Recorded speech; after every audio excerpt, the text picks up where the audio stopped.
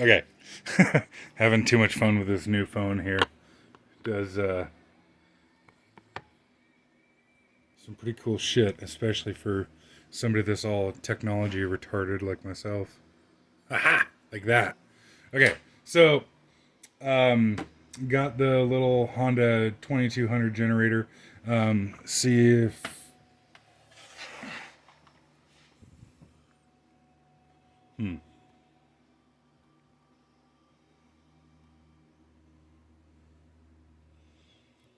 oh, there you go. Yeah. So I got 200 hours on it.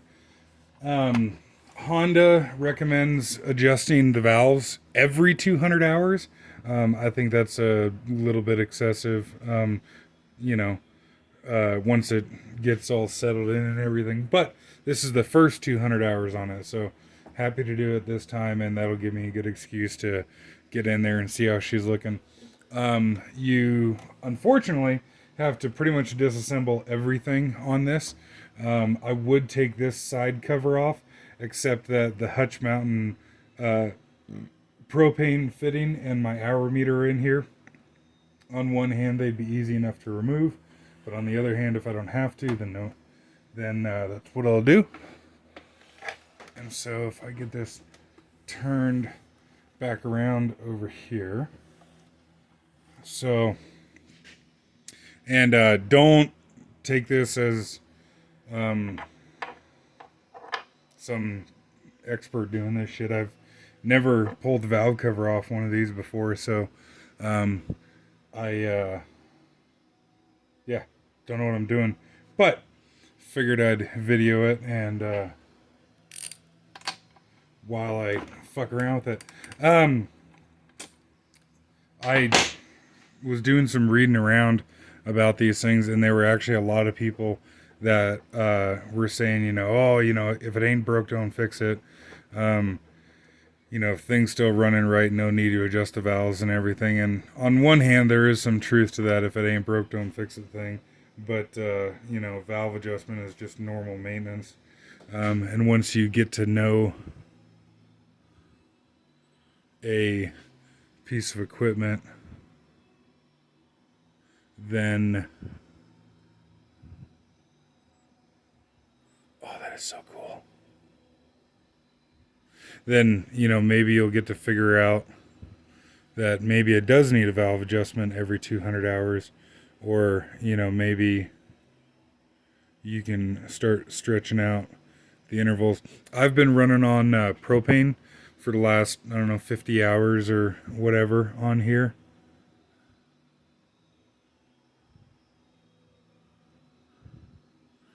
And this is a NGK Iridium spark plug that is looking pretty clean. I'm pretty happy with that.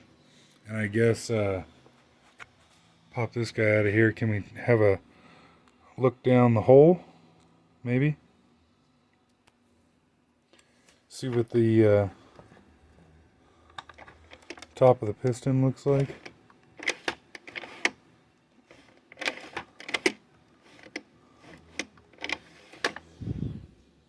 I if I can get my light in there.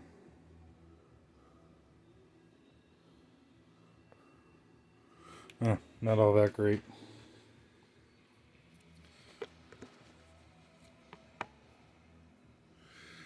But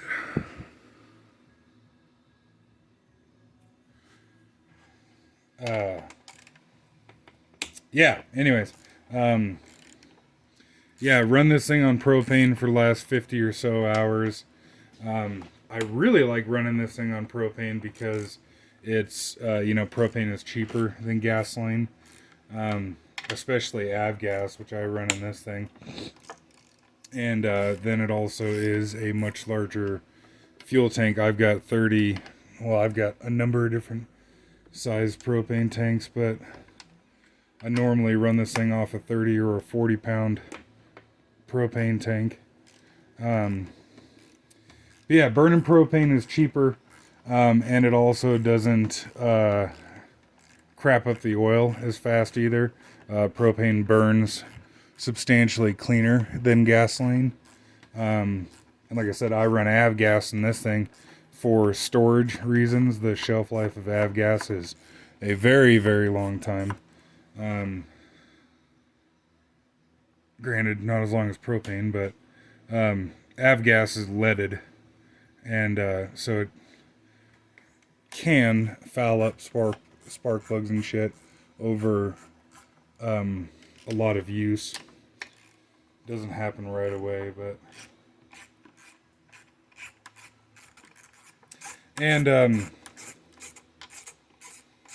so I bought this generator brand new a little over a year ago, and I have run Royal Purple synthetic oil in it from day one.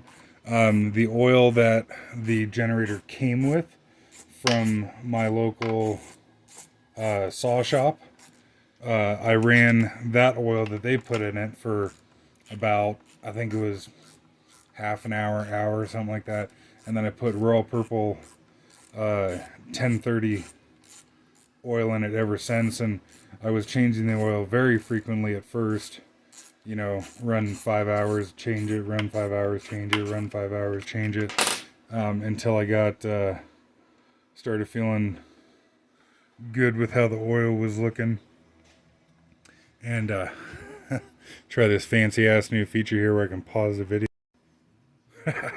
That's cool. But yeah, until I got to 25 hours, and then I've been doing 25-hour intervals on the oil change. Which I'm sure some people are going to tell me that is stupid and ridiculous and excessive, and that's fine. You can do with your generator what you wish. I will do with mine what I wish.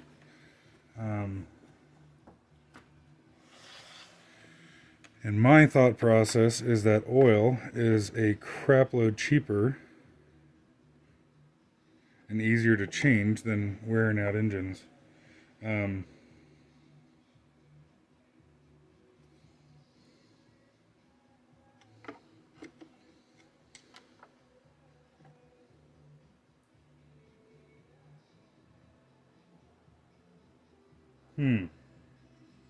the fuck does that come off there?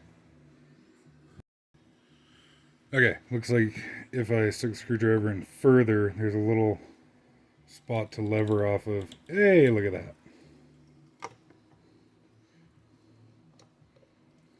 that. That's looking promising. Fuck.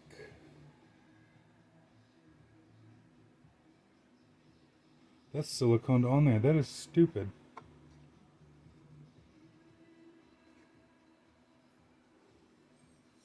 Why the fuck is it siliconed on there?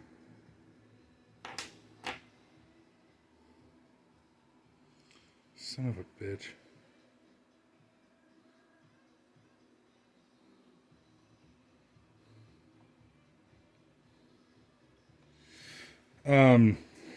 That's just kind of annoying because that means it's going to be a little bit of a bitch to clean this and put this back together without getting anything down in the engine anyways. And it looks like I really kind of got to take off this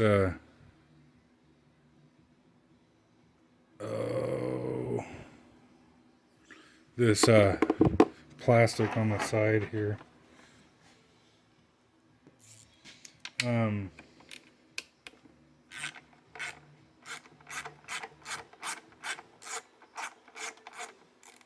It's a bummer. I wish there was a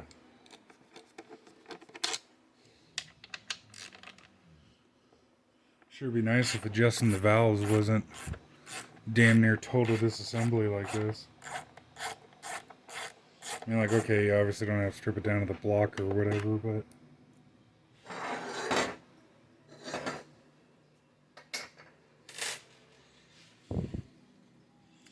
it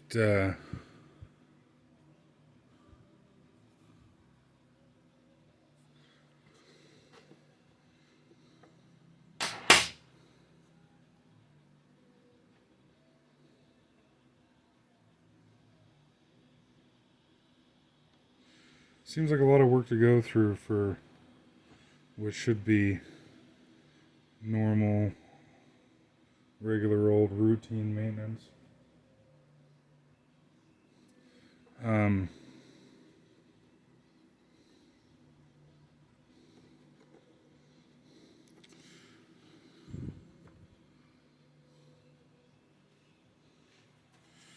But I suppose that's okay.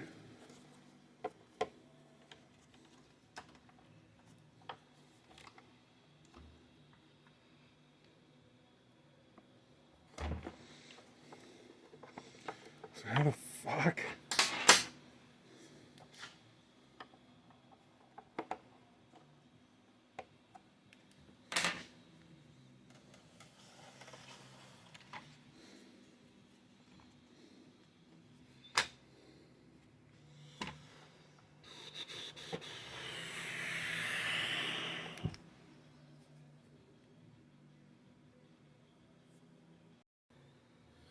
Okay, it looks like it's going to be a bit more of a cunt to remove this plastic than I was hoping to. So I guess I'll try and leave it on and still be able to clean it thoroughly. But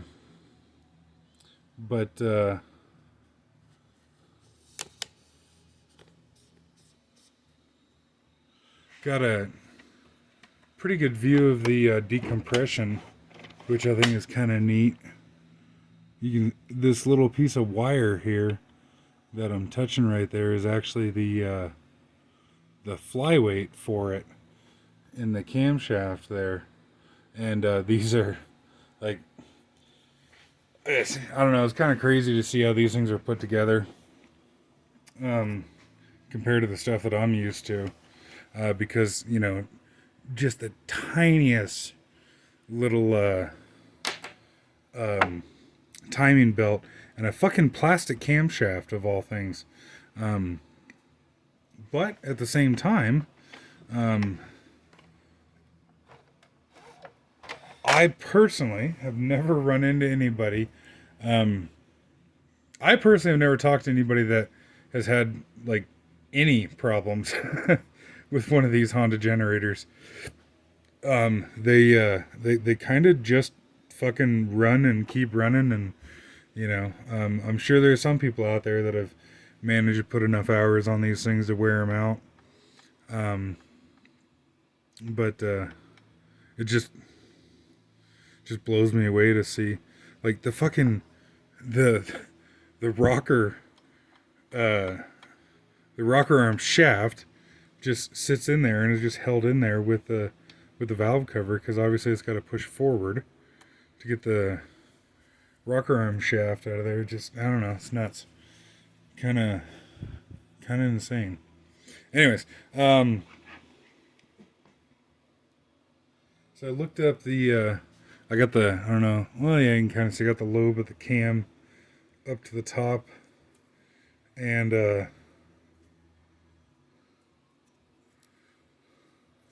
looked in the Honda owner's manual to see what valve lash was supposed to be, and it said 0.15 mil on the intake and 0.2 mil on the exhaust. And so this guy here is our intake, and I'm not even going to adjust that. That feels fantastic.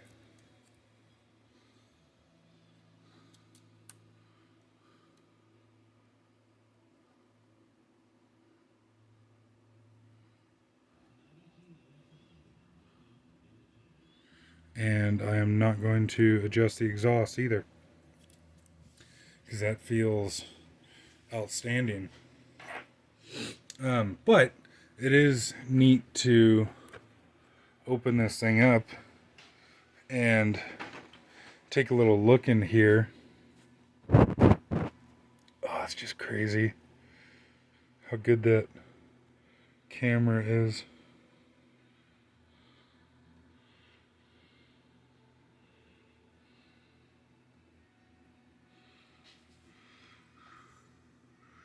So cool. Oh, it's actually got little valve seals on it.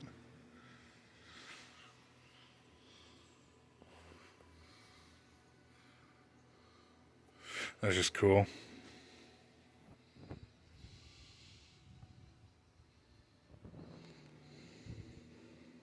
I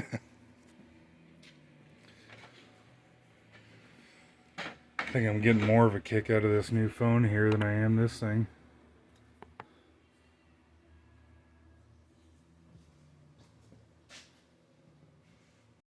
So I think this is what I'm going to try for cleaning the gasket material off in here. This is a hardened steel. I'd assume it's steel. Yeah, it looks like steel. Hardened steel insert.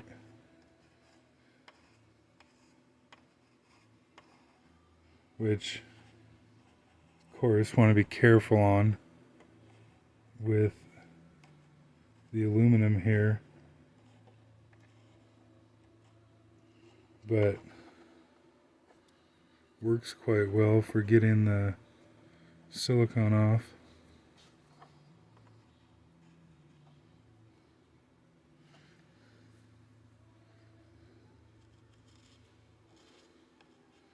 I really wish this was a fucking O-ring though. This is annoying. Very, very annoying.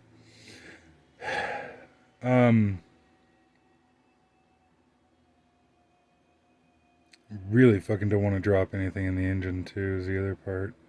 I'm gonna, guess I'll end the video and dick around with how to clean that, and I don't know, I guess a video when I get it cleaned up and going back together with it.